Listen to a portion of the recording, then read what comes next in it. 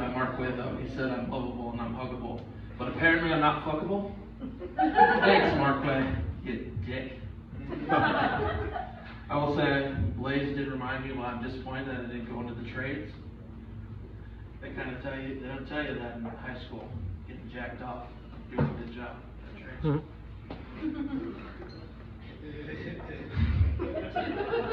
We are off to a hot start tonight, so aren't we? One thing I do want to note, sometimes when I'm coming to comedy, I like to watch the crowd just to see how they react to certain jokes. And you, sir, got way too excited when Nate Rose started talking about 1,000-pound sisters.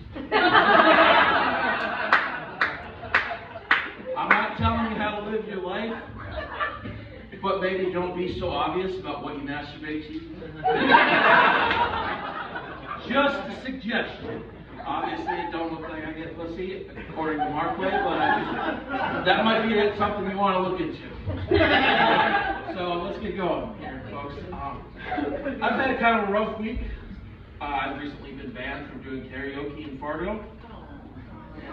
God damn it, Frank. Folks.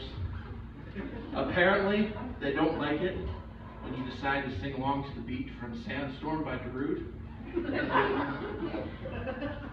It's just not for good time for 4 minutes, folks. I was at Dairy Queen recently, and I was getting out of my car, and I heard this little girl just screaming her head off. Just like, ah! Just something. Maybe she thought she was getting a Happy Meal, and she wasn't, but God, she was not happy, let me tell you.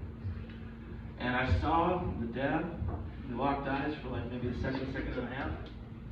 And I could see the look in his eyes just say, you know, there's a bridge about a quarter mile from here. I could just drive us off tonight, and it'd all be over. And folks, that is why I'm glad they legalized marijuana in Minnesota. Sometimes in a situation like that, you just need to light up a joint. And if it breaks up that family, well, it's better than doing it with alcohol. I will say, I did have a recent interesting experience. I went to the clinic recently, and as I was sitting there, it was so busy, someone accidentally opened the door while I was in my session. Luckily, I wasn't getting a physical, because that would not have gone well for me.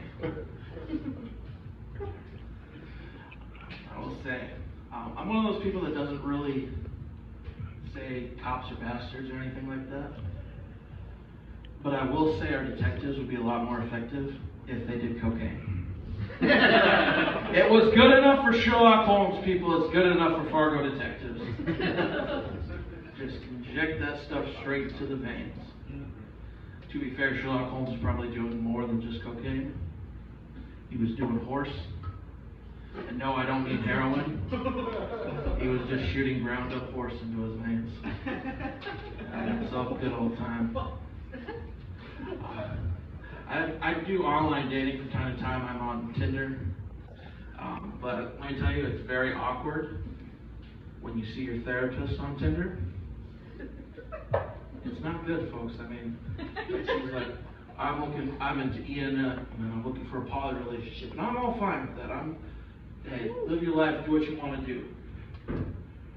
But when I see you with little sunflowers over your naked titties, that kind of makes it hard to talk about the issues with my mother.